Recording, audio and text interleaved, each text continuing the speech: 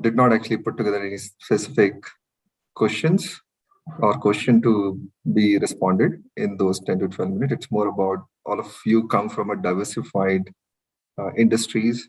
I looked at your profiles as well.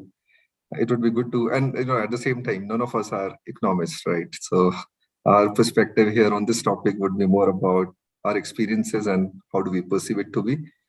And that's where some learning and context cost and some bit of reflection could be shared with the people here. Fair enough. Got it. Thank you. Thank you.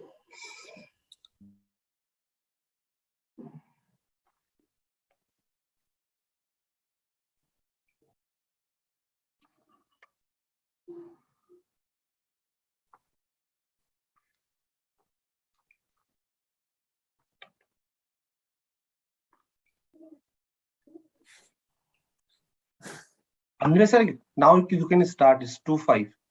Right, sir. So very good afternoon to one and all. India is one of the fastest growing major economies, and projections of growth over the medium term remain encouraging and optimistic for India. So here we welcome you to the first plenary session on a roadmap to $7 trillion economy on the first day of our 9th International Conference in Youth 2025 series on envisioning India's future, growth, innovation, sustainability, and happiness and well-being. Growth is the first item that we talk about, and hence this plenary session. I have the privilege to introduce our esteemed panelists for the session. We have with us Mr. Rajiv Nathani, EVP and Chief People Officer, Infogain Noida. He's a young, dynamic, and fast-tracker HR and OB thought leader who believes in self being the instrument of change. He's inspired by the employees first concept and finds it to the key driver towards catering to the expectations of customers and shareholders' cultural integration. He heads the global HR organization SCHRO for Infogain with a geographical presence in the US, India, UK, Poland, Singapore, and the Middle East in his current role. Chris Capital-backed Infogain is a fast-growing mid-sized IT engineering organization that is headquartered in Los Gatos, California. He's a fast tracker who has been the youngest country or regional or global HR head in 3 different companies and has worked with Global Logic, Dissolve Systems, and Infogain. He had the credit of receiving Global Logic's Best of the Best CEO awards for 2 consecutive years, 2013 and 14, for his exemplary performance and contribution to business. He has also won the Young HR Professional of the Year 2014 award at the 5th Asia's Best Employers Brands Awards in Singapore. May I request our director, Dr. Prabhat Pankaj, to welcome Mr. Rajiv with a green certificate. Thank you, Rajiv ji.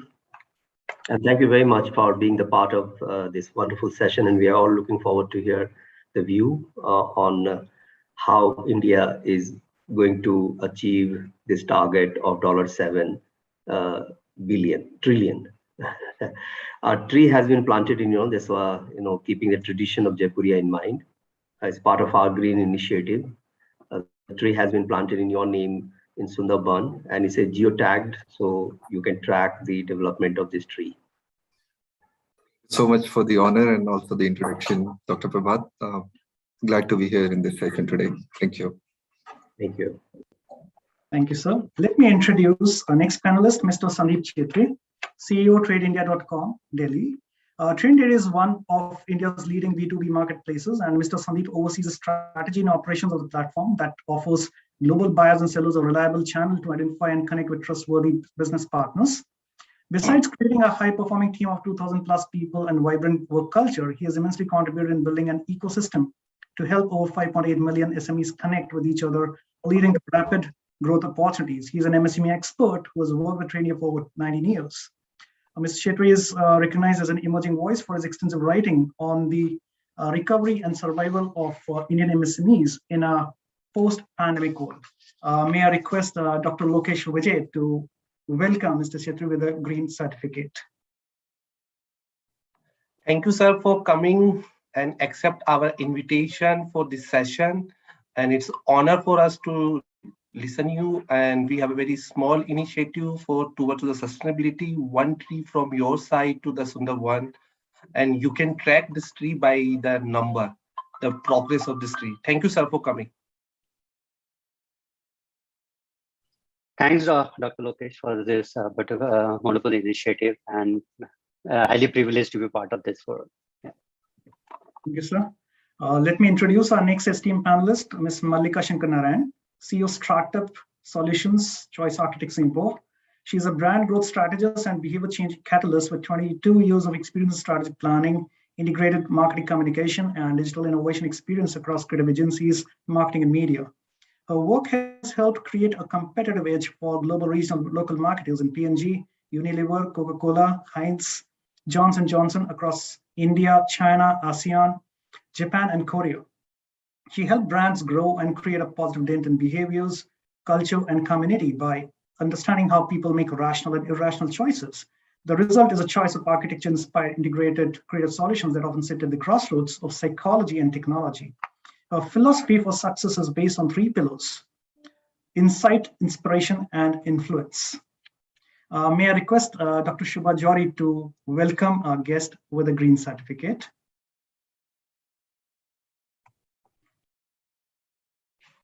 Very warm welcome, ma'am.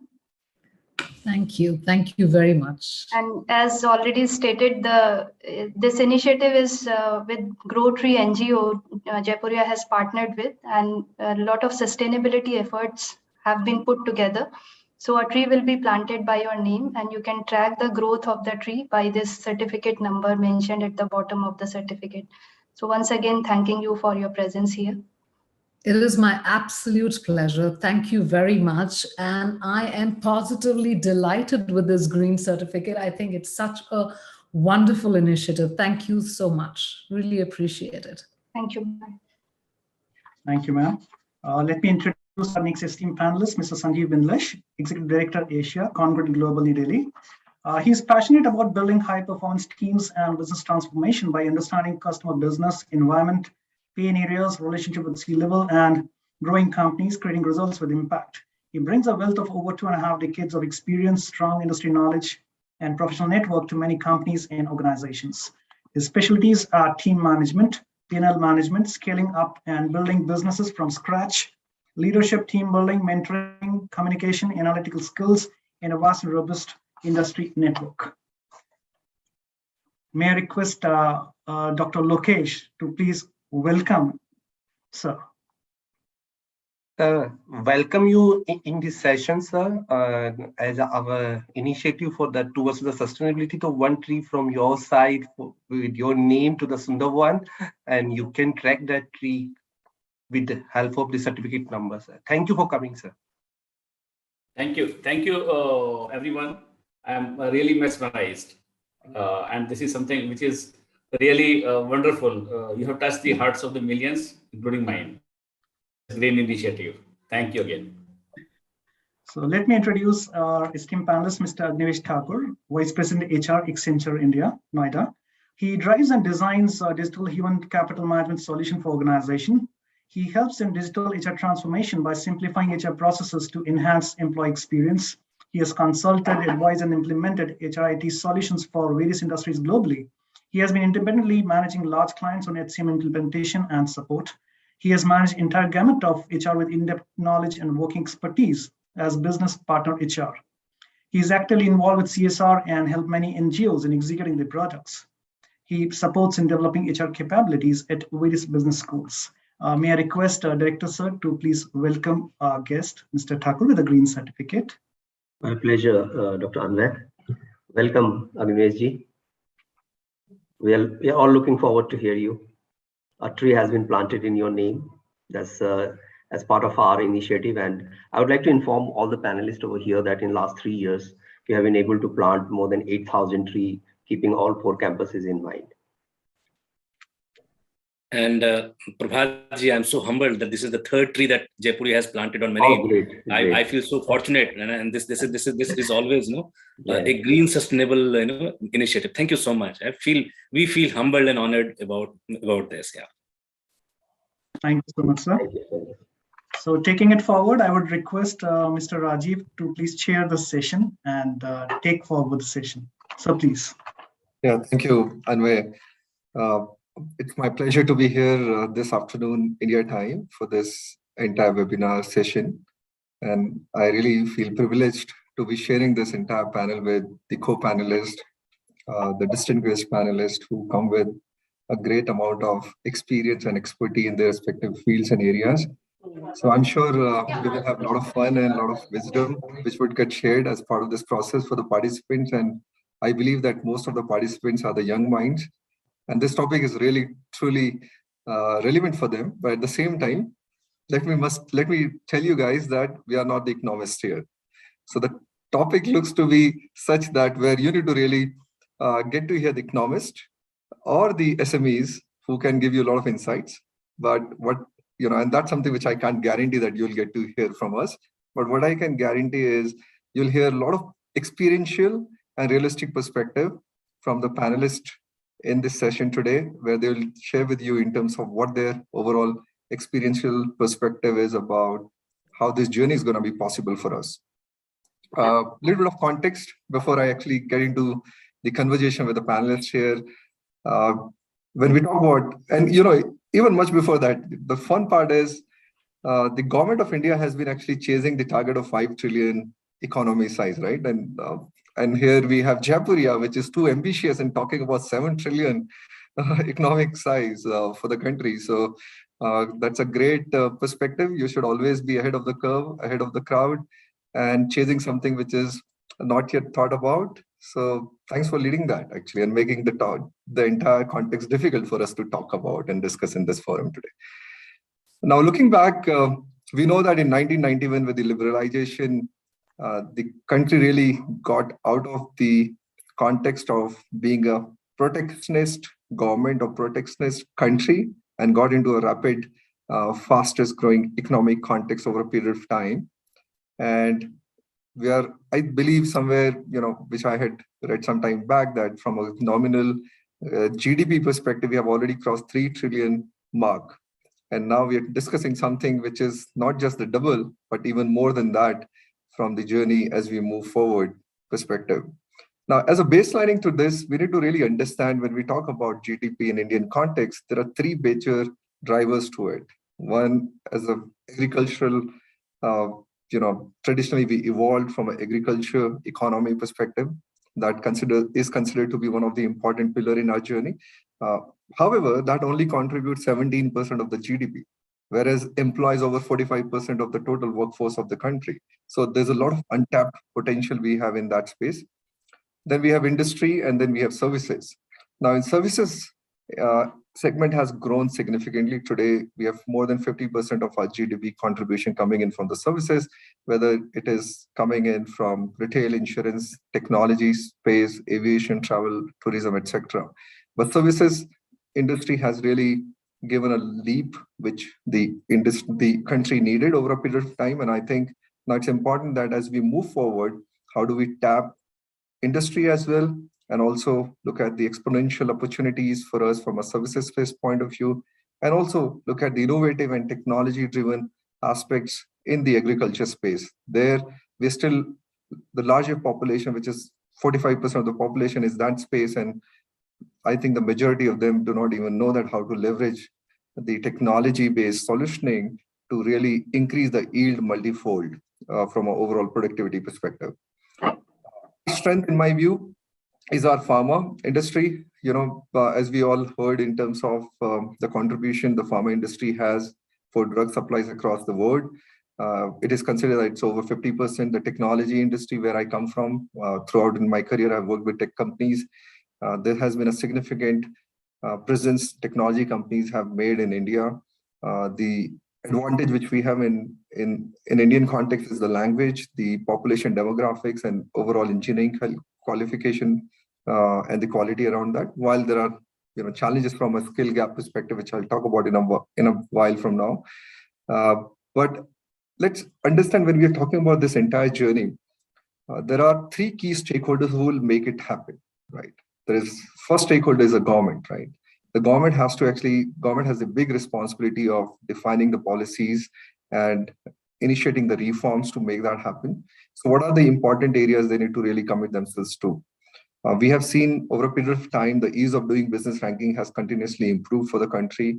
That is one important focus area that the government has a target of bringing that ranking within top 50. Let's see how it goes, but that will really drive lot of opportunities for investments in the country, and that will actually fuel the overall growth and economic prosperity for the country.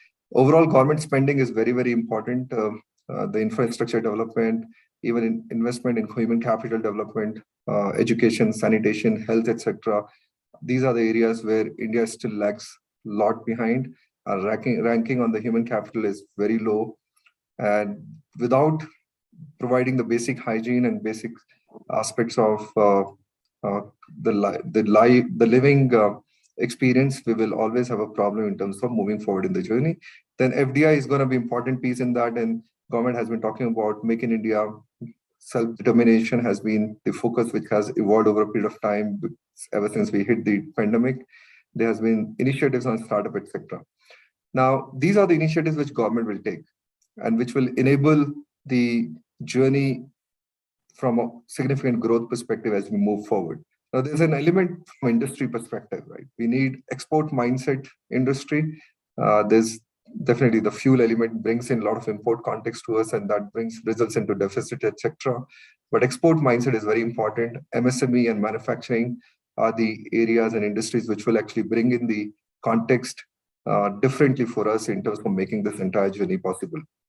Now, here we are, the people, right? What is that which we need to drive? What do we need to contribute to make this journey possible? And the starting point for that is dream big. And I'll actually share with you where I was studying my senior management program from IIM Calcutta. I had a professor called Professor Ranjan Das, and he used to teach us corporate strategy. He taught us two things when he started teaching us this subject. The first thing he said, the corporate exists for wealth generation, which is reality, right? And which means that anybody who's part of that journey needs to make sure that there's a wealth generation which is happening at every stage for the organization. The second thing which he said, and that remained with me all the time, is that never look for seeking employment. Rather, look for opportunities to create employment. So your objective should not be that after your whatever education you're pursuing, whether you're coming from engineering background or management background, your objective should not be to actually get into a job, but you need to actually see that how many jobs can you create as part of the journey forward. And trust me, if you get into that space, and good thing is, over a period of time, we have seen a lot of enterprising perspective evolving from our young population, a lot of entrepreneurs who have come in. We talked about recently in media on the unicorns which have emerged in the last couple of years in big numbers in India. That has to evolve further. We have a lot of untapped potential in that space because traditionally and also as a cultural context, we have grown in our life. The majority of the Indians have grown in the life with the perspective of getting a job after the education gets over. Now we need to look at a different perspective of creating jobs for the others. And that will actually fuel the overall growth for the country and across the industries. The second important thing is, as a young population, how do we actually work towards leveraging technologies across all the industries?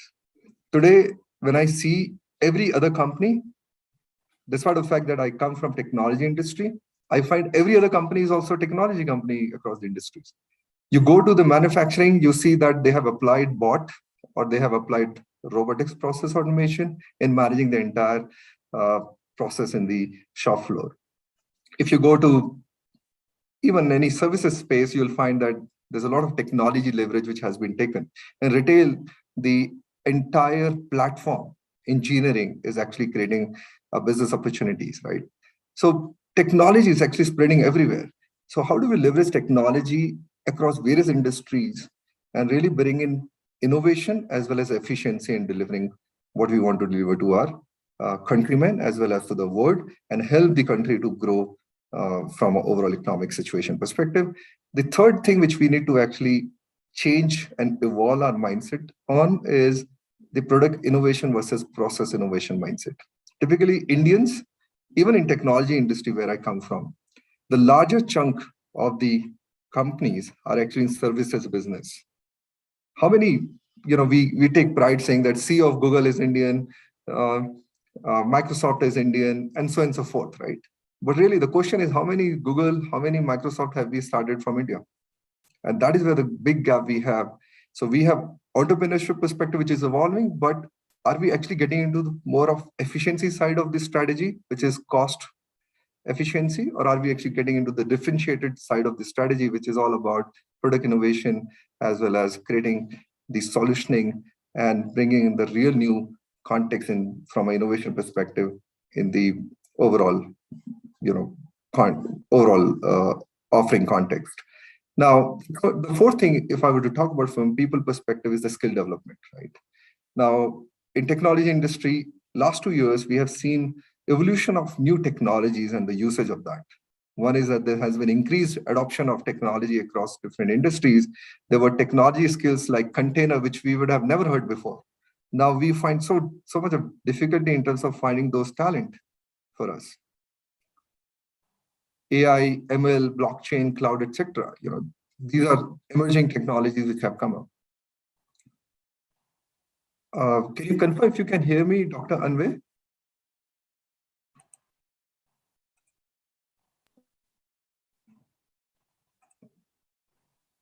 Yes, sir, we are able to hear you. Sure. So my screen was frozen, so I was, I could see any movement in the screen, so I was wondering if I'm still there.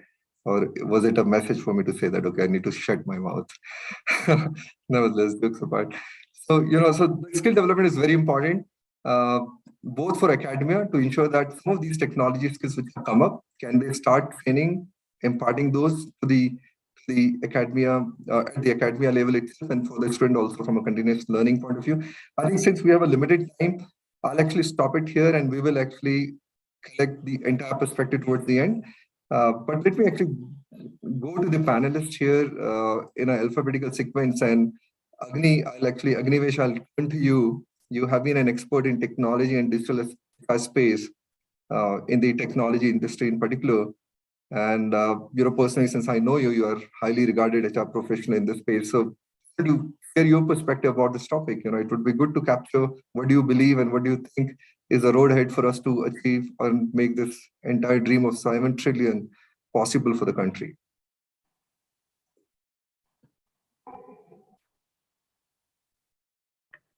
I think he got disconnected.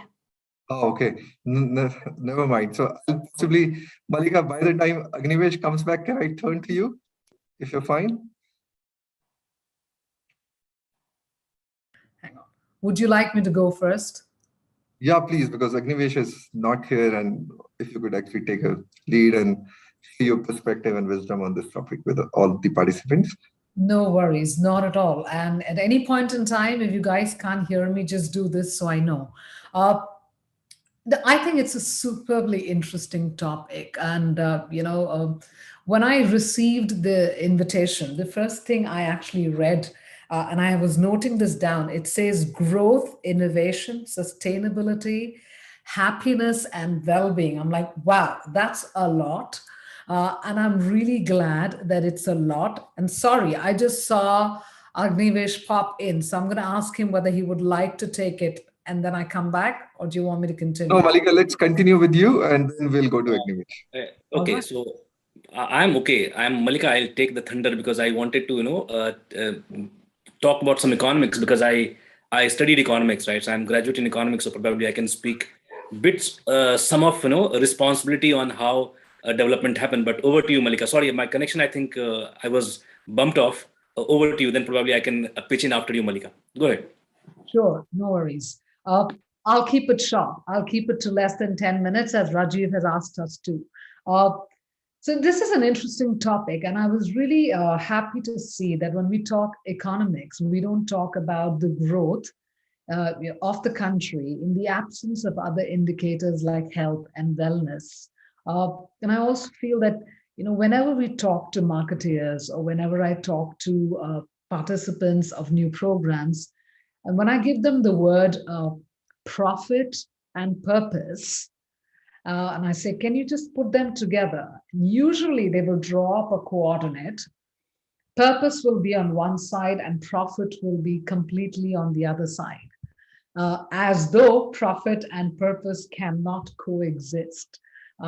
Whereas the truth is to the contrary. Some of the biggest companies, some of the biggest successes, sustainable successes have really happened because they have brought purpose and profit together.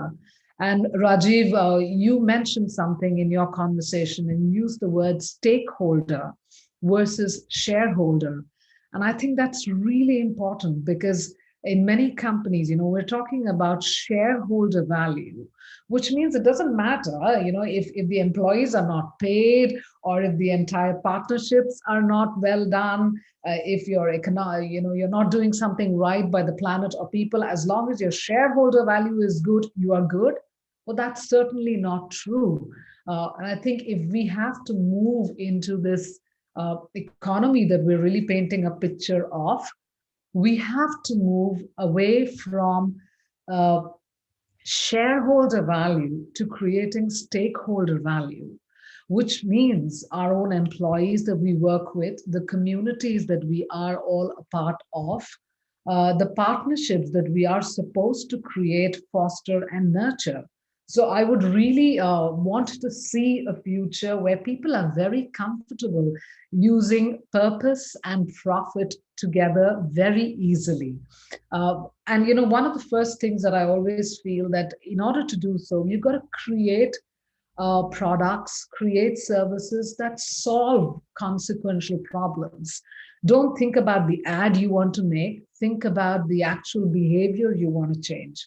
Think about the actual difference you want to make in people's lives. You have Sandeep sitting here right now, and Sandeep, I was reading about Trade India. It's a fantastic platform which creates, it's a product of consequence. It actually delivers, meaning actually delivers value to people and improves people's lives. And those are the kind of things that we should be looking at if we are looking at creating an economy, the type we are envisaging.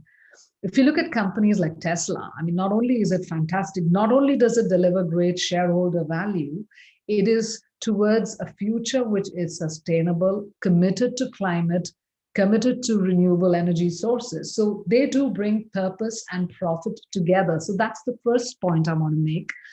So be comfortable in thinking that purpose and profit exist together. If you think of companies like Coursera, change the future of edutech.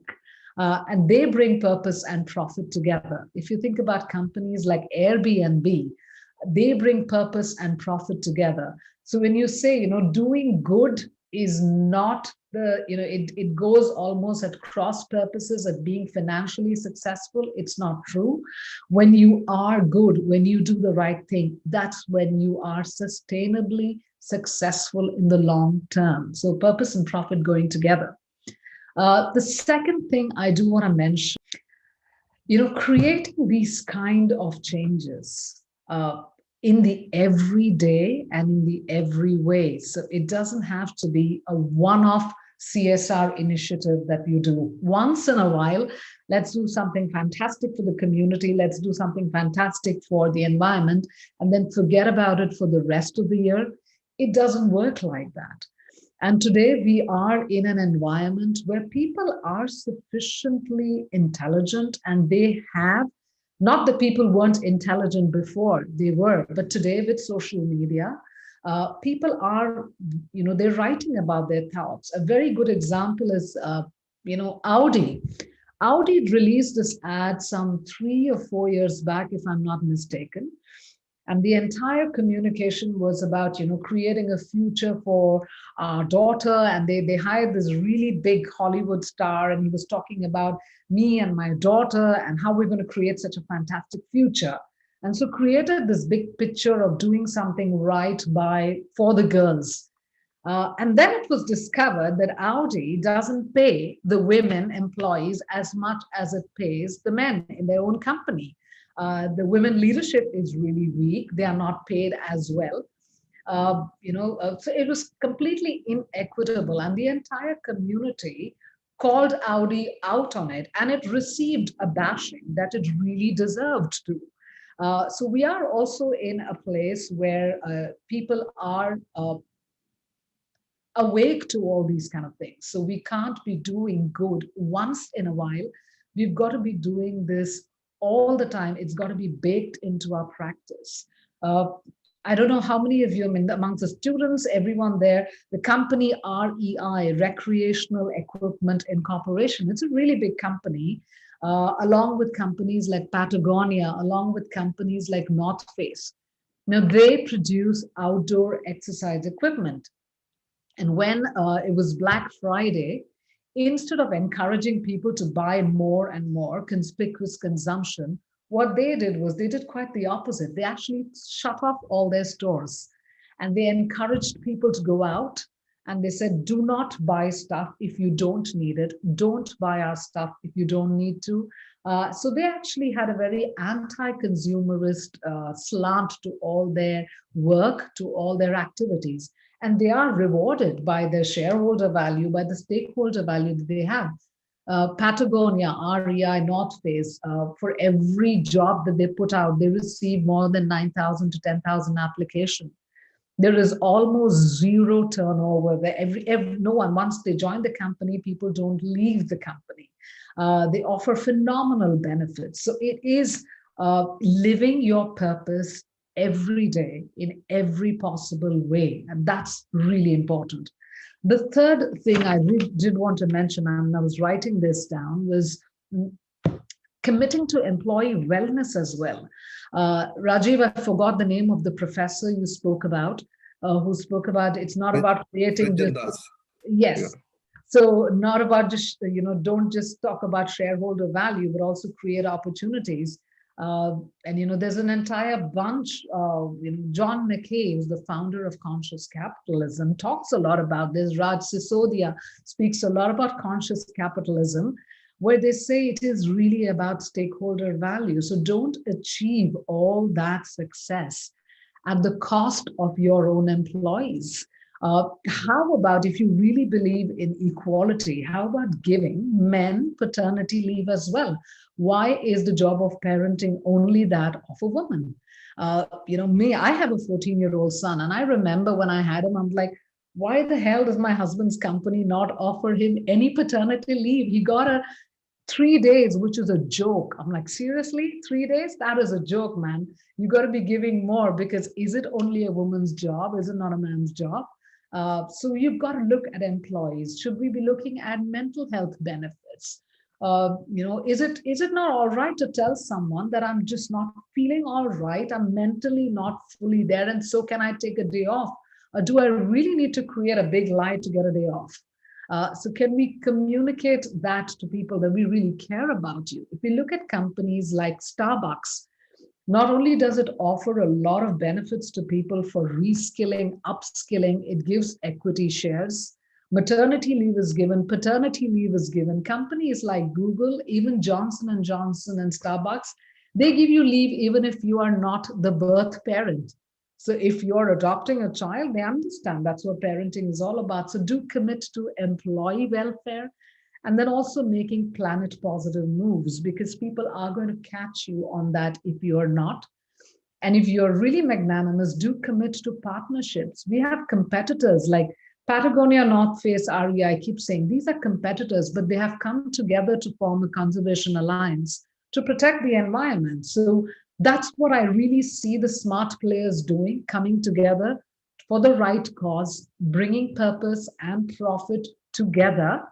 And that's how I think we will be on the roadmap to this insane amount, not just 5 trillion, 7 trillion that we're talking about. So that's my 2 cents that I had to offer up. Thank you so much, Malika. Very beautifully put.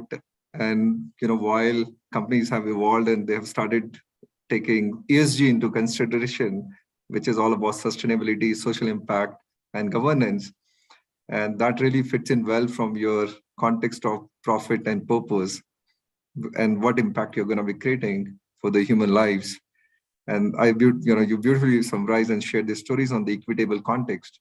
And I think collectively, all of it will help companies and industries to grow and evolve in this journey and move forward to enable India to become, powerful from economic context point of view. So thank you for that. With this, I'll actually move to you, Agnivesh, and will request if you could kindly share your thoughts in next 10-12 minutes, please. Yeah, so I'll try to do a bit justice of this topic. we'll go to the economy first, right? After India's independence, we'll talk about it, that how we started our, our formal economy, the way the government started the economy started from the first 5-year plan. So if you look at the focus initially was what? Agriculture, right? The first 5-year plan was talking about agriculture, where we invested a lot in agriculture, build dams, build, canals, make sure that we did that. And then in 5 years, what was the, realistic expectation of the government was to that we will grow by 2.1%. And to the surprise, they grew by 3.6%. So in second planning, they decided that let's do one thing. Let's go for industrialization now. So you will see from 1957 to 62, between that period, a lot of huge industries started. Okay, and what they realized that the industry started, but self-resiliency on our food became low. Then the 3rd-year plan, they started again. And meantime, there was China war and stuff like, this all the external forces happened. Then 3rd time, they decided that let's have a balancing act, because we cannot do all industries. We have to look, focus on our agricultures, right? So we started a balanced economy there. Okay. Now again, which Rajiv was talking about, the coming to our liberalization period, which happened in 90 and 95. They say that this was one of the best period of our Indian economy, where we actually leaped towards the next goal. Now we're coming to 2020, 2022, where we are aspiring to go for, 7 trillion. See, if you look, if anybody who understands maths, right, and power of compounding, if you have heard about it, right, see, if I grow by 8%, right, if my GDP grows by 8%, automatically in a couple of years, we'll just double it. So today we are 3 years, 3 trillion economy. In next 5 years, we'll just go and become 6 trillion economy. That's simple mathematics. What are the levers for us to make sure that we, go to that level, right? Go to that level. So this is macro and macro, both level that we need to increase. First thing that I will be talking about, that, unless we have got consumption power, right, at least the purchasing power parity, which impacts all of us, right? Imagine that if I don't have money to invest, if I don't have money to buy, if I don't have money to, enjoy the products and good, probably I will not be able to, get, the buyer capacity up. So first important thing, any policymaker has to think of bringing certain value in the pockets of the people, on the customer, so that they go and purchase. If you purchase, then again, all the circle industry will start and producing goods for you. Otherwise, if there is no demand, and you know that if there is no demand, there is no manufacturing, no jobs, nothing, right? So this is all based on demand economy that we need to do. So this was my initial thought, Rajiv and Malika, on the topic that we look at. The major leverage what we look at on the economy, I think Rajiv has already taken all my thing that which I thought I'll speak, that levers of GDPs like agriculture, industry, services, right? These are all the industry that we have. So I will not repeat it. I will try to give you certain parameters on how we are going to, and what exactly we are doing, right? So entire ecosystem, look at the way we started liberalization, right? The license Raj was over. We also look at how FDIs were starting flowing. The confidence of the West, as in the confidence of the investor, increased in us. IT was the biggest boon. I remember that I think I worked in at least 17, 18 countries. I stayed there for a long time, worked across the globe. And what we have seen from 2000 on to till, let's say, last time I was in 2022 in Amsterdam. So in this 18, 19 years of my, continuous travel to different overseas, what we have seen that IT has given a great recognition for India as a talent. Okay. So people started trusting us, right? And then what happened? Now investors started saying that, hey, can we start building captives in India? Because we will get a local talent. Why we look at these? So you see all your metros started struggling, all the IT cities started, because they realized that on the lower cost, great talent, you can get it here and you can start contributing to the economy, right? And look at all this stuff.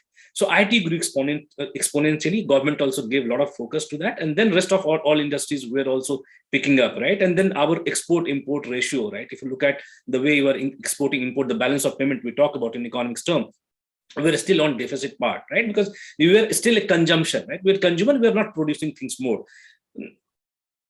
Not to blame anybody.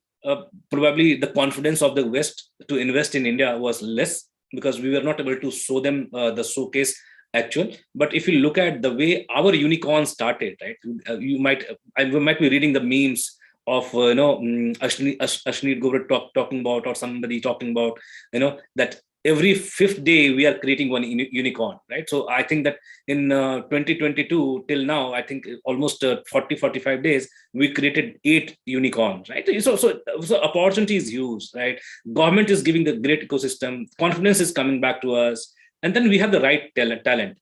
And as Rajiv was also talking about demographic dividend, which is like, we have got huge youth population who are opportunity creators, right? So probably, and when I go to colleges, when I go to talk to the students, I say, why you are looking only for the job? If you know that you can solve the problem, 3-4 of you meet together and try to solve the problem. And probably those who might have binge watched the Shark Tank India, you might have seen that these young guys, creating, have some ideas to do. They believe in their ideas, and then they were making the products for do that. So this all the opportunity, and the entire ecosystem. See, the entire ecosystem is like from a single window clearance to set up the organization, probably getting some tax holiday, production link incentives. A lot of things is coming in from the government push to do that. What is the biggest challenge with us?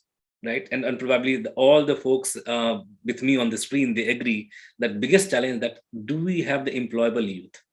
Do we have always the right talent, right? Are we struggling to do that? And then what we are trying to do that. So I think 2013, 2012, the government started something called NSDC, National Skill, because they realized that this will be a burden if you are not able to engage and probably skill these youth, right? Because we are the future. We can solve the manpower of the world. Right, we can send our plumbers to electric engineers to IT professionals across the globe. Right, we can be a greatest. Our human population should not be a burden, but it will be an asset to us that we can serve the manpower of the world. And this is what we did. In certain pocket we did, but you look at how we are trying to put our people across the board and do that. But still, the major gap is the skill, right? We don't have the right skills, our focus. So if I need to look at my industry to grow exponentially, so what are the few levers that we need to look at? One is the right talent. Do we have the right education? Do we have the right healthcare, which Malika spoke beautifully about it, that we need to focus on a well-being and stuff, collective well-being. Do we have the right infrastructure, right? Do we have the right infrastructure? Do we have the ease of business and also stability of the politics, right? So look at, if when we do a lot of customer interaction, and probably when we do the strategy of making you to next level, what we see that what is your stability in this account? Do you think that and think about things? Anybody who may be hesitant in investing in Afghanistan or Pakistan at this point of time, because they perceive that it will be a dangerous situation to go in. Even in Ukraine, investor will try to stay away from Ukraine. The same thing when this COVID thing came, people start shying away from China. Why? Because they realize that this is not going to be sustainable. And India had a chance. A lot of geopolitical forces, a lot of geo-economical forces, they try to stall the story of India. We try to present a right picture that yes, we are ready, we have the infrastructure, we have the people, come and make it with us, right? And make with us. And look at our product. Second thing is the quality, right? As Rajiv was saying, that we take a lot of pride in saying that we are Google, we are, we Indians are ruling almost 10 of the best of the organizations in the world. But why we are not making it there, right? So probably, Rajiv, I am very positive. You will see in next 10 years or 15 years, because there were the advanced economies anyways, right? The advanced economies, they will never let any other economy to grow, right? This is the fact. A rich person will never let other person to come up with that level. That and they will try everything. So what Google did, Google bought Indians, right? Google bought our talent, right? You might have heard that recently. You heard the news that a small guy from IIT Guwahati, they hacked the Google for 30 seconds and 40 seconds, and Google is paying 3.6 crores to him or something like that we keep hearing, right? So it's like build or buy. See, at India, we are on building stage, right? So we build, somebody else is buying us, right? So beat our talent, beat our services and stuff, right? So road to the 7 trillion economy is important only when our youth is empowered, right? Only we have got opportunities at our hand, only when we are determined enough to make it happen, right? Otherwise, if you sit on Netflix, if you sit on Amazon Prime and probably binge watch it, we may miss the bus. Our issue is to look at opportunities across. Okay, even you're a student, you can find out opportunity, you can do and do that. Like there are a lot of opportunities coming in. So investment is important. And why investment will be happening? When people are confident on our capabilities. So building our capabilities in terms of infrastructure, in terms of academics, in terms of our employability, in terms of our skills, will be detrimental for us to move to next level. So probably, Rajiv, we come back and we'll talk more. These were my initial thoughts on how we are going to make economy. I am very positive. Even if you don't do it, if you are growing by 8% after some time on the compounding of interest, as a student of economics, we'll grow anyways, reach that this percent. Because if you look at this, we were on 2 trillion economy, we just compounded the growth by 8% and we made to 3, and probably in a couple of years we'll go to 5 and 7. And we are on the right path. We are on the right path. Only thing that we should, the sense of urgency with all of us is that we should not miss the bus, right? Each one has to play their role in developing this country. Each one has to play a very important role in bringing the value to us. Otherwise, we will again miss the bus, and probably, we'll try to see if we can, defer this, our ambitions to go to next level stuff, because we are self-reliant, right? We make a lot of things. We did a lot of progress. We got a lot of global recognition in terms of our healthcare facilities, vaccine manufacturing, right? The capacity building, everything that we are getting it, right? Now it's the time that our youth has and collective ecosystem along with the government, all the infrastructure has to come together and make our India much better in terms of economic growth and progress. Yeah. So thank you so much, Agnivesh. I think you have given a 360-degree holistic overview on this particular topic. And I know the power, I understand the power of compounding. And Agni, that's a mantra you follow for generating the wealth, I know. So jokes apart, thank you so much, Agnivesh. I really enjoyed listening to you. Going to Sandeep. Sandeep, why don't you share your perspective? I know Agnivesh has already covered a lot of ground, so I'm sure you'll still have some unique perspective to talk about and share here. Yeah, thanks, Rajiv. Before I start from your, that thought process of job creation and job, seeker. So when I asked my 11-year daughter today, okay, what do you want to become? She said that, I want to be a job creator, not a job seeker. Okay, nice. So that's clear. This is New India, right? Entrepreneurship starts at 11 years, and schools at class 6. So she's not saying that I want to become a doctor or an engineer. She's saying today that I want to be a job creator, right? That says that our generation is on the right path and we are in the right direction, which Agnivesh is saying. We have, made lots of progress there, yeah. And here is where we say that, like Agnivesh said, that for 8 unicorns in 45 days, it's true. And in fact, if you see the last 2 quarters, we have 52 unicorns valued at almost 1 billion. Okay, and these are all digital economy and digital, India, which I'll talk about. And all these 52 unicorns have all come from technology and digital India, right? That's what is the vision, right?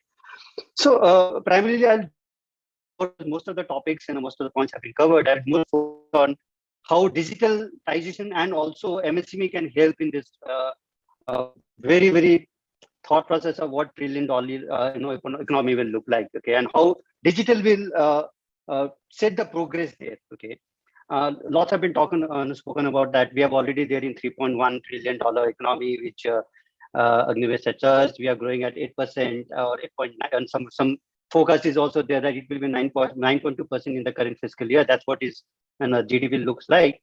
But why has this grown and what is the opportunity? Okay, I'll throw lots of data points here, in terms of the digital India, because this is what my core expertise is in terms of how digital is growing and how SME in India is growing. And I'll put some perspective about trade India also. Okay, and thanks all. And this has happened in last 2 years. There has been an exponential increase. Okay, and thanks to government of India's initiatives like Atmanirbhar, Bharat Abhiyan, which has helped to evolve small startups from small cities also, right? And you see some unique innovations coming in. Yeah, like Agnivesh talked about, production link incentive, which has helped manufacturing, primarily bringing more foreign investment in India, and also has helped MSMEs to scale. Okay, I'll talk a little bit about that. And so, how has the digital changed? In last 2 years, just to give you some context here. So, if you see how the internet has changed, let's see the internet per se. Okay, so 6.5 years, the internet universe has become from almost 100 million to almost 1 billion. So it took only 7.5 years from 100 million to 1 billion. Okay, but if today's context, it might not take 7.5 years. It might take only 2 years or 3 years or 4 years, not more than that, to be the next billion. Okay, yeah.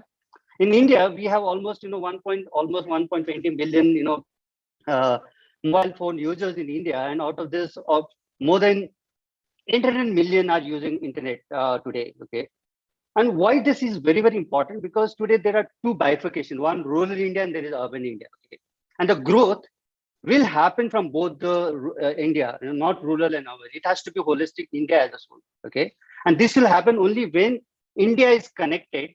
And how it will get connected? Because of the internet, right? And today, if you see that all the large B2B or B2C commerce platform, all the maximum traffic or the consumers are coming from smaller cities. And the consumers are coming from smaller cities, like, the consumption which Agnivas was talking about, how the consumption is happening. Okay, is it happening equally in all the parts of India? Currently, no, right? But if it happens equally, the economy will automatically grow. It's like pyramid, right? It's go from bottom to top. Yeah. So that's a huge opportunity. Which, and when it's come to digitization, payment plays a big role. Today, if you see how the payment is growing today, the whole payment ecosystem, right? Yeah. And we have seen enormous success in the UPI per se. India, that's why I say India is growing, India is progressing. It's because of the new, so see, UPI itself, in January 22, we have seen almost 8.32 lakh crore of transactions which has happened, which is like, has grown from 6.3 lakh crores. I mean, can you see the enormous usage of payment today? This shows how digital is growing. Again, I'll show lots of numbers there, yeah.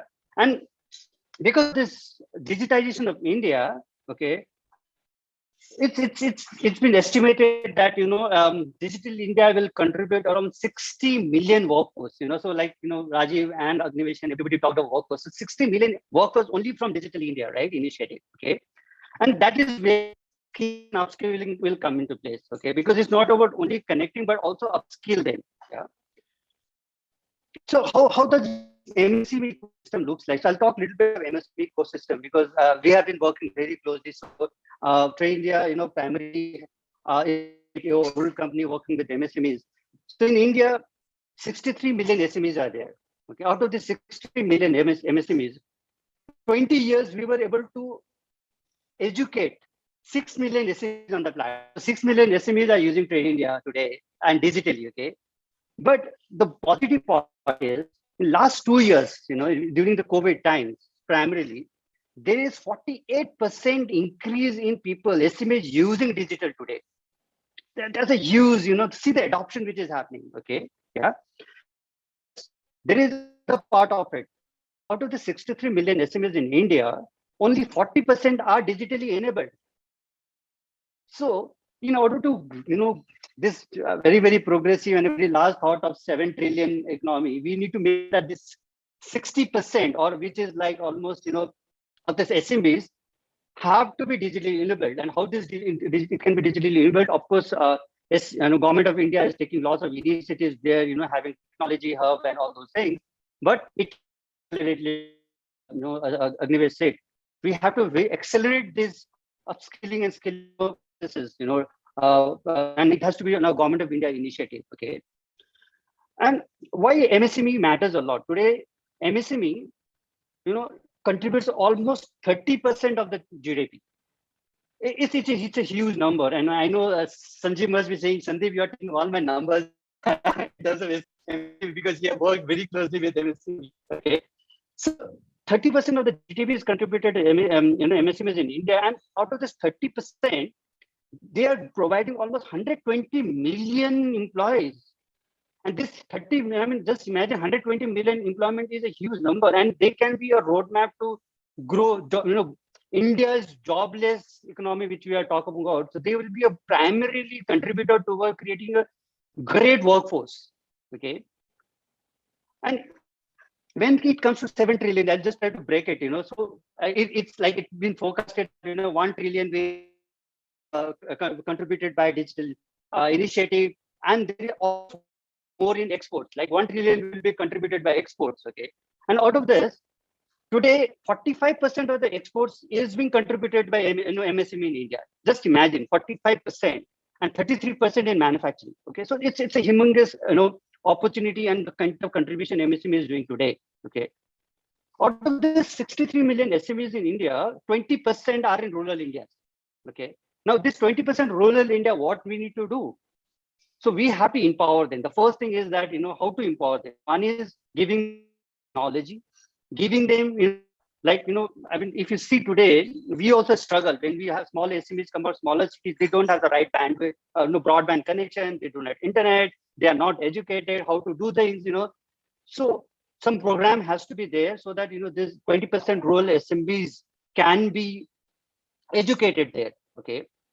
Now, how is this MSMEs contributing today? If you see, MSMEs are contributing in terms of, if you talk about exports, all the non-traditional products are being exported by MSMEs of India, okay? So when I'm talking about non-traditional products like sports goods, ready-made garments, and plastics, and so on and so forth. And also, these MSMEs are also contributing towards, helping large enterprises, okay, with raw materials or, I mean, there are some large, big companies, I don't want to mention the name here, but these companies, automobile companies, they buy parts from MSMEs of India, and we can see that, when we see the queries coming on our platform, okay? So so government have to look at it. They have to be very, very futuristic about achieving the $7 trillion, dollar economy. It's important that their focus be MSMEs, okay? Now, what are the challenges MSMEs are facing today? First challenge is, like I said, obsolete technology, right? They don't have the right technology, okay? Second is, they do not have access to institutional finances, okay? So credit is basically they are looking at. And government of India has taken lots of initiatives there, to be very frank, okay? Like access to credit, 50 minutes loan, lots of, 500 crores, 200 crores, 2,000 crores, so much of about. But 70% of the MSMEs are unregistered today.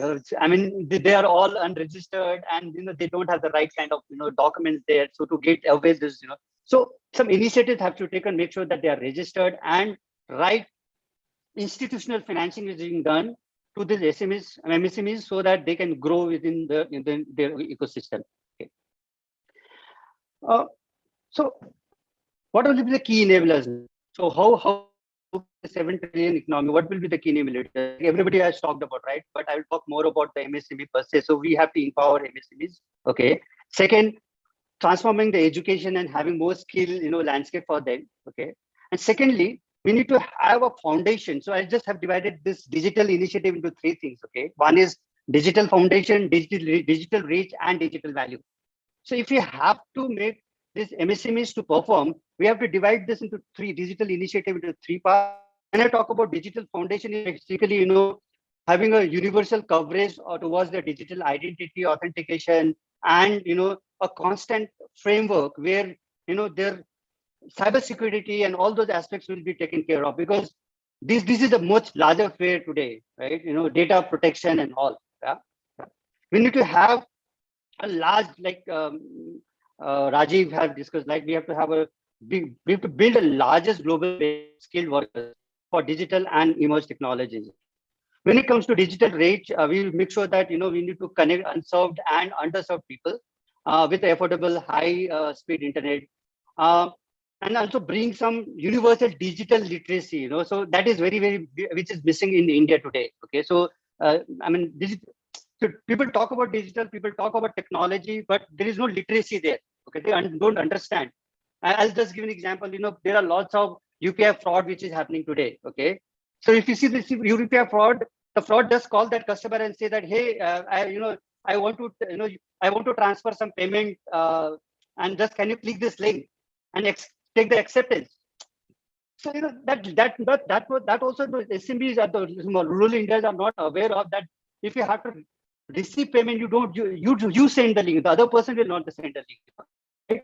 So a lot of frauds which is happening there. Okay, so that digital literacy is very, very important. And finally, on the digital value, we need to have a very good ecosystem for building more e-commerce and electronic sectors, opportunity for more new digital startups. Okay, and also we must be a engine of the world for data analytics. So like Rajesh said, people always talk about Google is run by Indian, Microsoft is run by Indian, and I can promise you, Rajiv, that you will see that in B2B e-commerce, something we will be the first to be there in the world ecosystem, because the way we are working, not only I'm talking about our company, the whole in India, there are lots of startups versus everybody is working in the B2B ecosystem, and I think we will be a global player very soon. And if you see the whole B2B ecosystem in India, none of the global player is able to penetrate in India. B2C is there,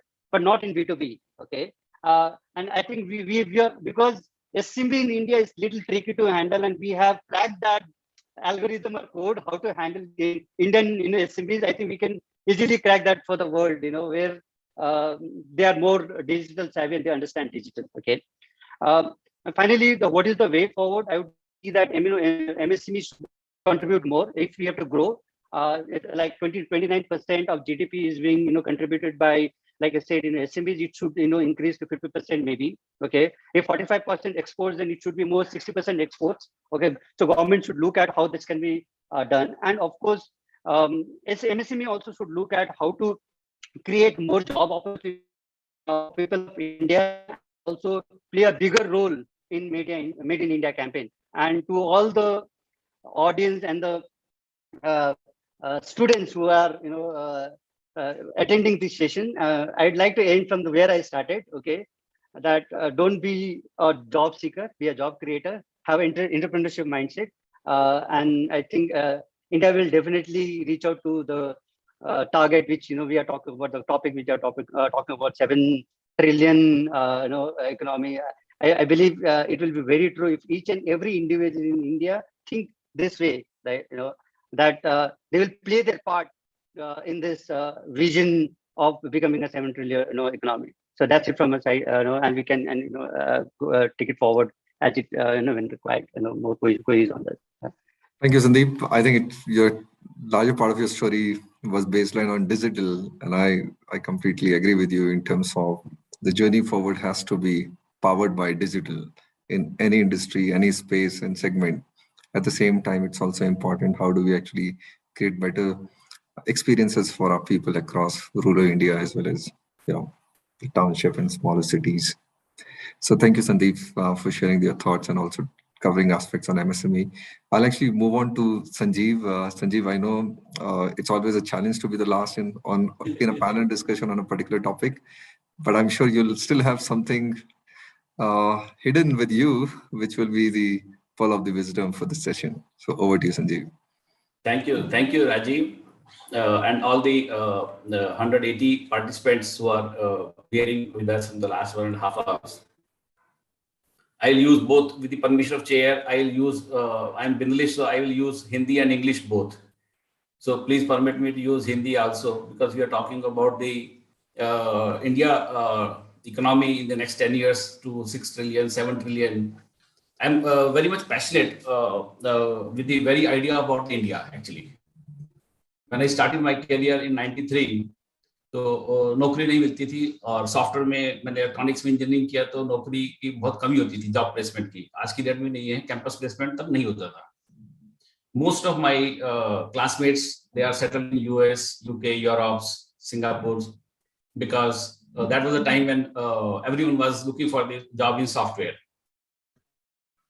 और my family, they said कि नहीं, आपको India में रहना है because हमारा family का जरूरत है. So then I thought, okay, let me find the very idea of how to survive in India.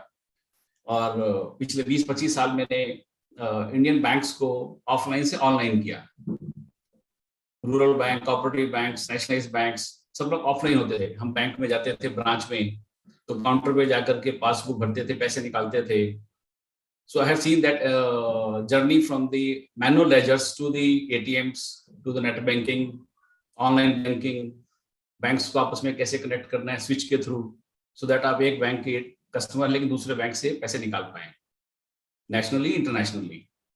तो इंटरबैंक एटीएम स्विचेस आए, पैसे निकालते हुए एटीएम से मशीन से डर होता था. अभी तो डिपॉजिट की बात भी हो रही है, हम डिजिटल वैलेट्स पे आ गए हैं. उसके बाद पेटीएम यूज करने लगे हैं, डिफरेंट वैलेट्स टेक्नोलॉजी आ गई हैं, और हम लोग अब गूगल पे और so many things we are talking about, because there is a layer below this. जो हम लोग बात कर रहे थे अभी, संदीप ने बताया कि डिजिटलाइजेशन होना चाहिए. तो डिजिटलाइजेशन की जो इंडिया की जो स्टोरी थी, उसमें मैंने पार्टिसिपेट किया पिछले 20 साल में. 95 ऑनवर्ड्स जब बैंक्स ने कंप्यूटराइजेशन स्टार्ट किया तो ऑफलाइन से ऑनलाइन आने में I had worked for the Tata Group, Oracles, most of the time startups also. In between, I did my startup on data analytics.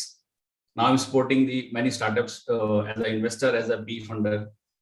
So I'm saying that India की जब बात होती है तो मेरी रगों में वो जो पेट्रोटिज्म खून दौड़ने लगता है. जब आपने कहा ना कि $7 trillion इकोनॉमी बनानी है, so this is the topic which I say is close to my heart. वो कैसे बनाना है, क्यों बनेगा, क्या चैलेंजेस हैं, हम सब ने डिस्कस की अभी पिछले 1 घंटे के अंदर. बेसिक पिलर्स हमने बात की कि हम कंज्यूमर इकोनॉमी हैं, तो नेचुरली जब 130 करोड़ की पॉपुलेशन है तो कोई ना कोई तो कंज्यूम करेगा. Population is curse but population is a gift also to the economy, क्योंकि वो जो कर्स था वो आज गिफ्ट बन गया. आज हमारे पास 30 करोड़ यंगस्टर्स हैं काम करने के लिए, 20 से 30 साल की उम्र के, जो किसी कंट्री के पास नहीं है वर्ल्ड में. और they have lead the direction where to go. जो हमने काफी पैनलिस्ट ने बताया कि अपना स्टार्टअप करो, प्रॉब्लम्स को ढूंढो, तो there is a brain available, there is a manpower available. दूसरा हमने कहा कि साहब दूसरे कंट्रीज में चैलेंजेस हैं और दूसरे कंट्रीज के अंदर, लेकिन अपने पास पॉपुलेशन जो है वो कर्ज नहीं, उसको गिफ्ट मान के चलिए.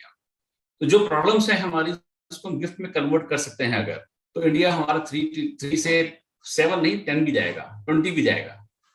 और ये सफर शुरू हो चुका है, हम इस सफर पे चल चुके हैं. ये मत मानिए कि हमने चलना आज शुरू किया है या करना है. मैं आपको कुछ एग्जांपल शेयर करूंगा कि जिससे आपको पता चलेगा कि हम इस सफर में जो $7 ट्रिलियन इकोनॉमी का जो हम सपना देख रहे हैं, ड्रीम देख रहे हैं, ये ड्रीम नहीं है. दिस इज नॉट सपना. इस सफर में हम शुरू हो चुके हैं और हम पहुंचने वाले हैं.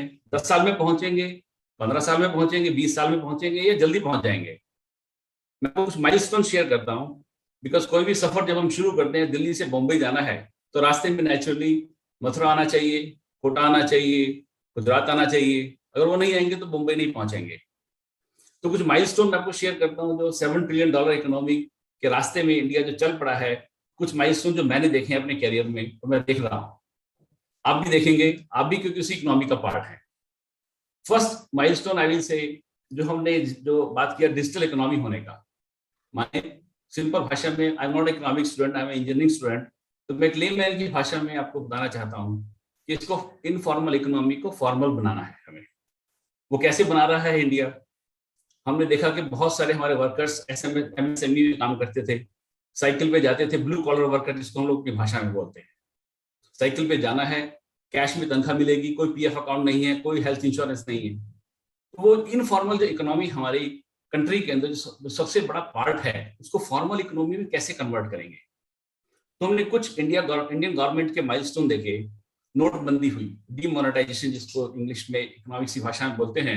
लोगों ने पॉलिटिकली बोला नहीं होना चाहिए, होना चाहिए, both sides. But I am telling you, this is a gift. Demonetization was a gift because lot of informal economy was converted into the formal economy for the economics. Because वो पैसा जो है सिस्टम में आया, banking system में आया, और banking system में आ गया है तो मूव कर रहा है. It is moving from one hand to other, one company to other company. So this is the one milestone.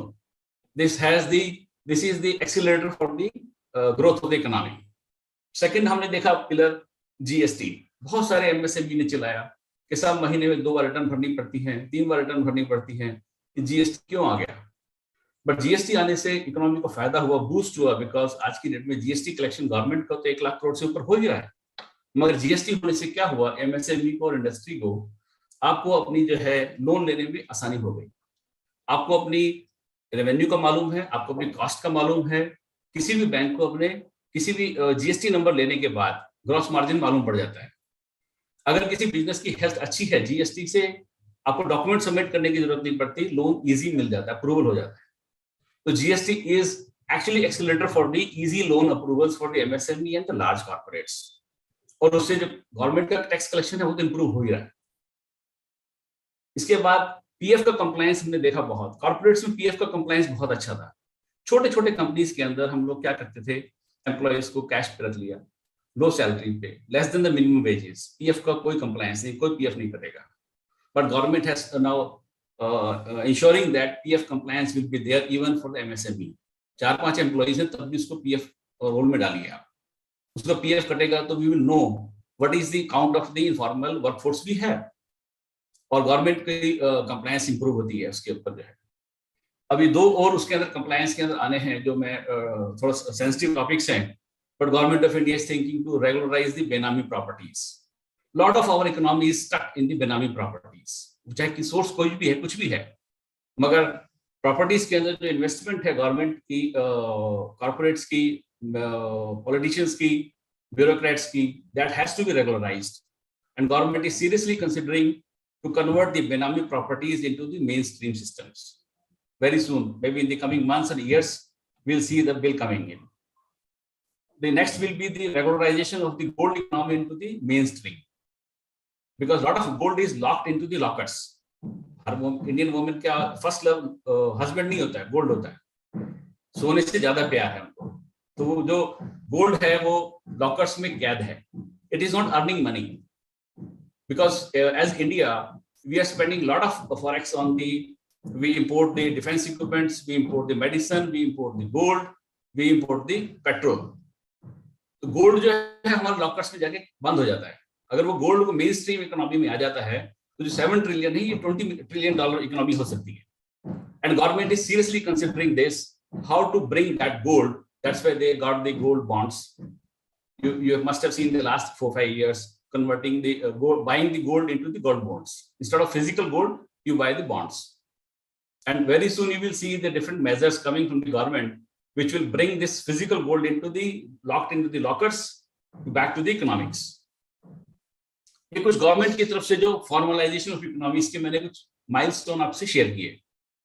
दूसरा जो है कॉर्पोरेट सेक्टर में कुछ रिफॉर्म्स हो रहे हैं, ऑलरेडी हो रहे हैं इस डायरेक्शन में. जैसे हमने देखा एमएसएमई के लिए 2 साल में पिछले कोरोना के दौरान काफी जो है गवर्नमेंट्स में, बैंक्स में ईज ऑफ डूइंग बिजनेस माने लोन को रिस्ट्रक्चरिंग किया गया, लैंडिंग रेट्स को गिराया गया, आपकी पेमेंट्स को डेफर किया गया, मॉरेटोरियम दिया गया. उससे एमएसएमई को और कॉर्पोरेट्स को अपने लोन्स को रिस्ट्रक्चर करने में मदद मिला. तो we have gone through that hard phase, bad time of the last 2 years. Second, I will say labor reforms. We have seen a lot of labor reforms which are done by the government already. Lot of reduction in the corporate taxes. पहले 40 से 50% corporate taxes में निकल जाता था पैसा, अब वो 30% पे आ गया है. 10% के करीब corporate taxes में रिडक्शन हुआ है. उसकी वजह से क्या हो रहा है, हमारे पास foreign direct investment का improvement हो रहा है. Why Singapore is the trading Asia? Because they are the least corporate taxes, least individual taxes in Asia. If you bring that story to India, India will definitely improve. And this journey has started. So this is not a dream. We have already started this journey. Third, I will say, last 2 years we have seen it was the growth versus life. We were locked into the homes. कि पहले बचेंगे, जिएंगे तभी तो grow करेंगे ना. पहले अपने आप को बचा लें. That was the trade-off. जीना है या ग्रो करना है. तो we all have chosen grow. से पहले जीना है तो लॉकडाउन में अंदर घर में बैठ गए. But if you see the government investment, this huge investment in the healthcare we have seen. We have seen the digital OPDs. We have seen the lot of now online OPDs in place. We have seen the improvement in the healthcare infrastructure, hospitals, testing laboratories. We have seen our own vaccination. So we are not only the consumption, we are exporting. We are not importing country for the vaccination. We are exporting economy for the vaccination. And this journey has started. So we are growing and doing the investment in the healthcare in a big way as a country, as a corporates, as a government put together. ये जो healthcare infrastructure का जो investment है, हमारे workforce को बचाएगा, as a population हमारी life को बचाएगा. And they in turn will contribute to the economics growth actually. Fourth point which I want to mention, हमने बात किया different panelists ने skill development के ऊपर. Yes, it is the foremost important point. But मैं आपको ध्यान दिलाना चाहता हूँ पिछले 1 साल में क्या हुआ है. Most of the companies are fighting for the hiring of the freshers. क्या आपने देखा ऐसे? मैंने नहीं देखा. पिछले 25 साल में मैंने कंपनीज को फ्रेशर की हायरिंग में वार जोन में नहीं देखा. अभी हर कंपनी का टारगेट क्या है? 10,000 फ्रेशर हायर करने, 5,000 फ्रेशर हायर करने, 25,000 फ्रेशर हायर करने। और फ्रेशर्स की तनख्वाह कितनी है सर? 5 से 6 लाख रुपए एवरेज आज की डेट में। कोई भी इंजीनियरिंग ग्रेजुएट है, MBA ग्रेजुएट है, freshers. Internship program was there in place. I have two worthy HR heads from the large companies. I don't want to hit directly, but जो ग्रोथ मैंने पिछले 1-2 साल में देखी है फ्रेशर्स को हायर करने में, ये ग्रोथ मैंने पहले पिछले 20-25 साल में नहीं देखी। अब उल्टा हो गया है। पहले कैंपस भागता था इंडस्ट्री की तरफ, अब इंडस्ट्री भाग रही है कैंपस की तरफ। इससे कितने फ्रेशर बचे हैं? तो now the trade off is on the different side. It is not the seller's market, it's the buyer's market now. तो आपके पास जितने फ्रेशर हैं इंडस्ट्री को चाहिए, because they are looking for growth. And I'm telling you, this is not the time of the growth of the India, this is the time of the growth of Asia in general. There was a time before 90s, before 2000, हर आदमी US की तरफ भाग रहा था, reverse जिसको हम लोग बोलते थे ब्रेन ड्रेन। बट इंडिया और एशिया में इतनी अपॉर्चुनिटीज आ रही है, जिसमें रशिया है, चाइना है, इंडिया है, बांग्लादेश है, फिलीपींस है, इंडोनेशिया है। All this neighborhood, we alone cannot grow. No, alone nobody can win. This geography, Asia as a geography is growing, and if somebody is not here, part of this story, they will miss the bus actually. मैं बोलूँगा अगले 20 साल Asia के हैं, जो हमने Europe में और यूएस में देखा। अगले 20 साल जो एशिया में नहीं है, it can be Russia, it can be China, it can be Bangladesh, it can be Indonesia, it can be India. You have to choose your geography as per your business segment. But please shift your base to Asia. That is my, I'm not saying because I am Indian, I am part of the India. I am seeing that happening actually. Last, I will say fifth point, which has been discussed in one way or the other. A lot of disruption is happening everywhere. Large corporates who are strong leaders 10 years back, 20 years back, it can be in automobile, it can be in the IT industry. Disruption is the key actually, which we say entrepreneurship, like Sandeep told, entrepreneurship is the key. Yes, entrepreneurship is the key, startups is the key, but you have to disrupt everything actually. So today, if you see, we have seen the last 2 years, one NGO, which was the online pharma sellers, it started a group company. We have seen Big Basket, now Tata Group company. So you disrupt. The corporates cannot bring the innovation. Big companies cannot bring the innovation. Elephant cannot dance. No. Hathi ko nachna nahi aata hai, please. It's only rabbit which can dance. As a startup, you are the rabbit. So all 180 students यहाँ बैठे हैं, panelists 12 लोग बैठे हैं, मैं बोलूँगा अपना कुछ धंधा चालू कीजिए. अपना कुछ धंधा चालू कीजिए. ये टाइम है जिसके अंदर जो है आप फॉरवर्ड इंटीग्रेशन या बैकवर्ड इंटीग्रेशन कुछ भी कीजिए, कोई भी आप लैक डेवलप कीजिए, कोई ना कोई बड़ा कॉर्पोरेट आपकी इन्वेस्टमेंट का 10 गुना 12 गुना देने के लिए तैयार बैठा है. I am telling you, they are sitting with big bags of money. पैसे का मार्केट में कमी नहीं है. आपका इनोवेशन, आपका आइडिया, चाहे वो जयपुर में बैठे हैं, जयपुर के अंदर अगर आप प्याज कचौरी की बात करें तो रावत की प्याज कचौरी सबसे मशहूर है. I was seeing that startup जो प्याज कचौरी रावत का जयपुर से उठा करके पुणे में सप्लाई कर रहा है. रावत नहीं कर रहा है, बट कोई स्टार्टअप है जो कि प्याज कचौरी रावत की जयपुर से उठाता है, पुणे के कस्टमर को देता है. Even I am fan of that प्याज कचौरी फ्रॉम द रावत इन जयपुर. तो अगर एक स्टार्टअप है जो मुझे बोलता है मैं दिल्ली में आपको दूंगा प्याज कचौरी और 50 रुपए की 100 रुपए दूंगा, I am buyer. So startups के लिए टेक्नोलॉजी होना जरूरी नहीं है, but yes, backbone will be technology so that you can save on your cost. So I will say disruption is going to happen in a very big way. And the two majors, I will say, like different panelists have mentioned, Make in India. I will say the biggest disruption will happen in Make in India for defense. The Ministry of the Government has told that you have to buy local only. There is no choice for the large companies who are making the airplanes or the missiles or the drones. They have to buy only local from the India. So you can have the tie-ups, you can have the joint ventures, you can develop drones.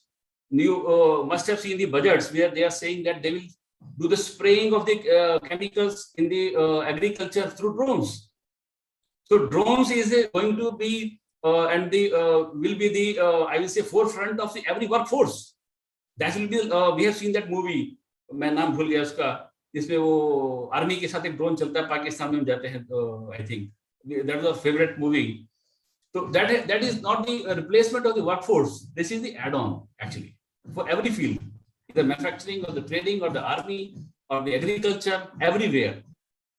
And that is why I'm saying that when we say 7 trillion economy, I say, why we are saying 7? Who has decided the 7 trillion? Why not 20 trillion? So I don't see, I'm a bull, actually, not bear, for this India as a story. So I'll say, next time when we do the event, let us aim for 20 trillion. And I'll be happy to part of it. Thank you. Thank you, everyone. Thank you, Sanjeev. Thank you for all your perspectives and candid thoughts. Thoroughly enjoyed. The lovely piece of your presentation was elephant can't dance, right? So I think that's a key message, right? That's where the agility comes. That's where the nimbleness comes. That's where the entrepreneurship comes. That's where the overall context of doing something from the scratch really comes. So thank you so much. Since we are running out of time, almost 5 minutes to go, I'll actually let Dr. Anvay to decide how do you want to actually use this time, 4 or 5 minutes, because we'll have a hard stop by then. So we can actually extend by say 5-10 minutes and take up a question.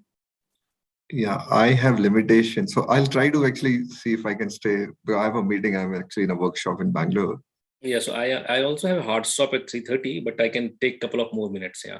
So I saw a question, Rajiv, coming on crypto. Okay, so on crypto. So I tried to take a shot on that, and probably others can also chime in along with me.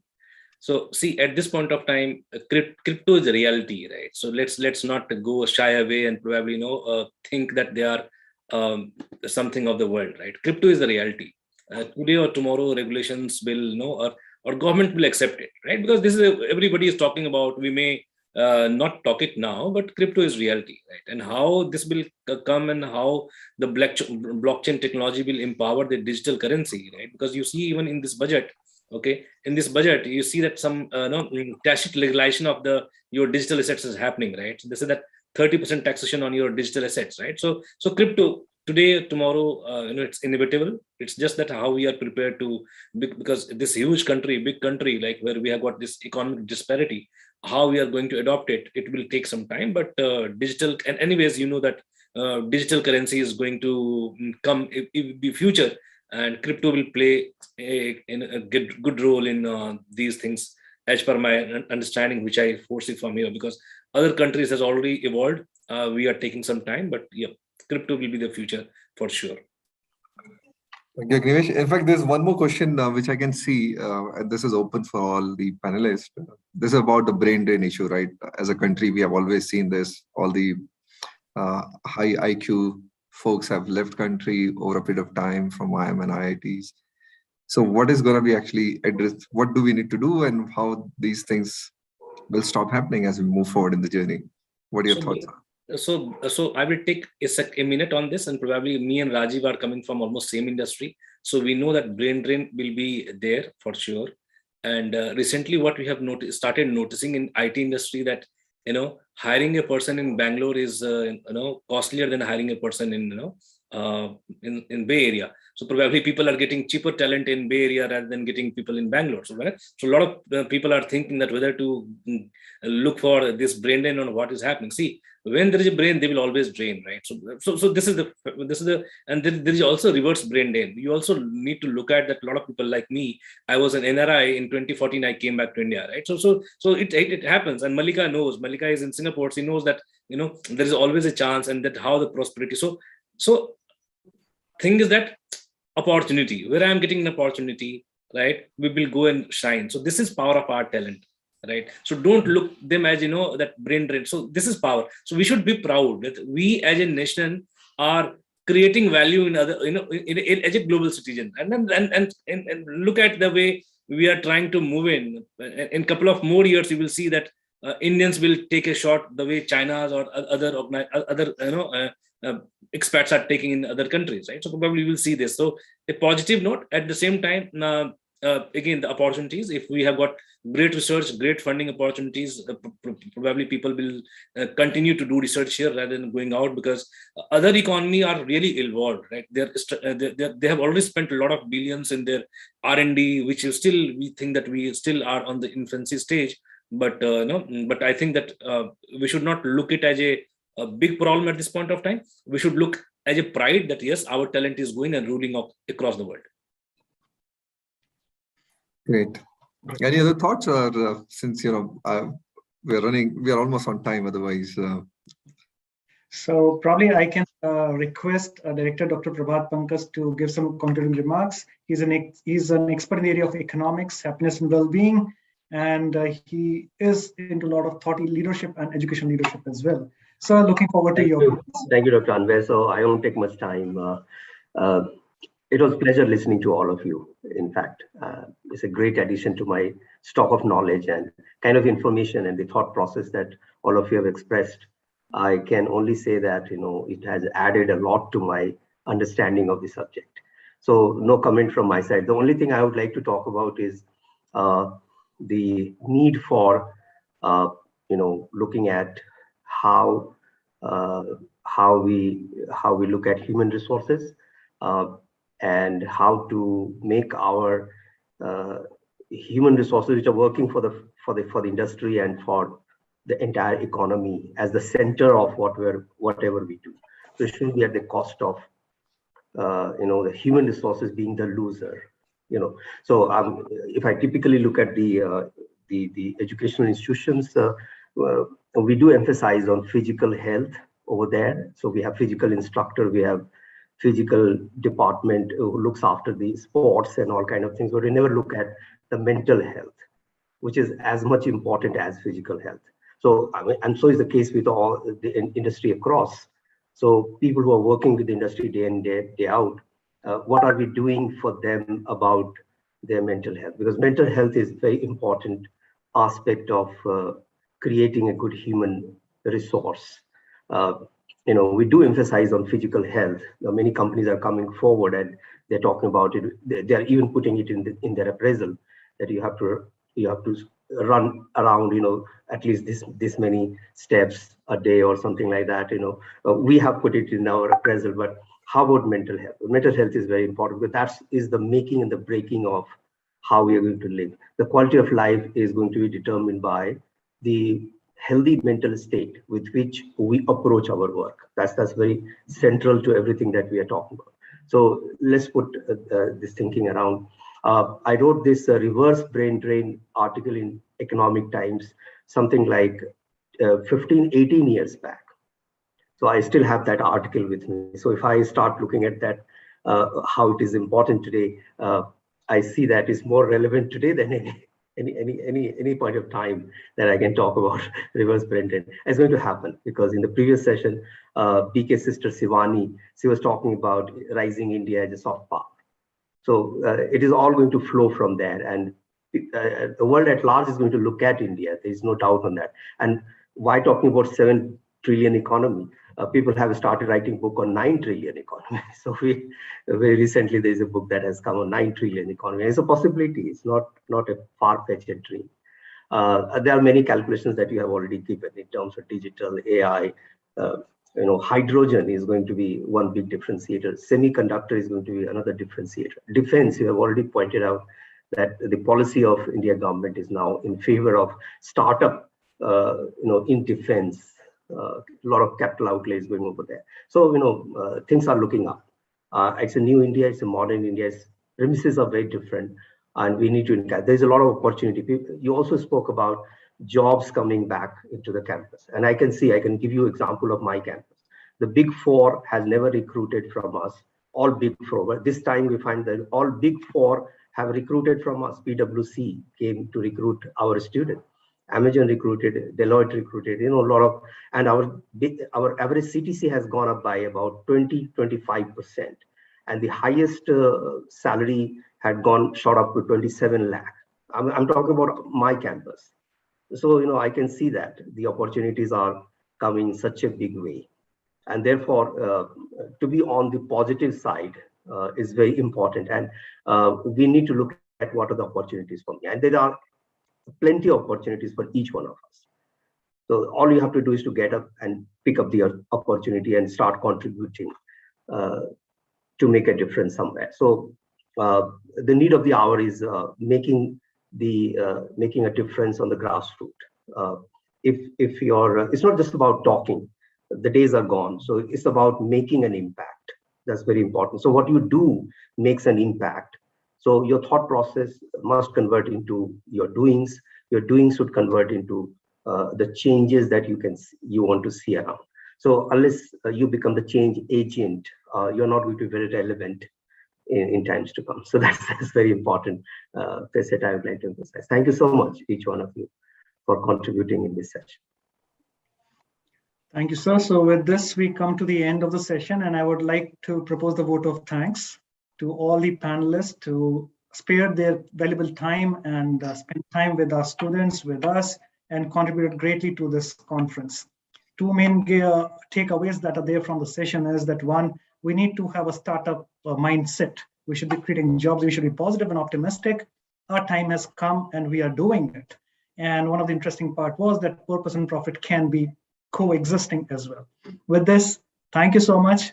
Thank you all for being part of this plenary session. Thank you everyone. Thank you Everyone. Bye. Tomorrow we will start at 10 o'clock, another international session. Please join us, everyone, for the tomorrow at 10 o'clock. Thank you. That's going to be an interesting session. Management education as a critical influence. Yes. Yeah, we have very good speaker lineup for there. Thank you, Malika. Thank you, Sanjeev. Thank you so much. Yeah, thank you. Thank you. Yeah. Bye-bye. ये खत्म हो गया. तो अभी log out करूं Lokesh ji? Yes sir. जी अब ये वाला तो खत्म हो गया. हाँ सर, आप क्लोज कर दीजिए. अब इसको लॉग आउट कर देता हूँ, है ना? जी सर.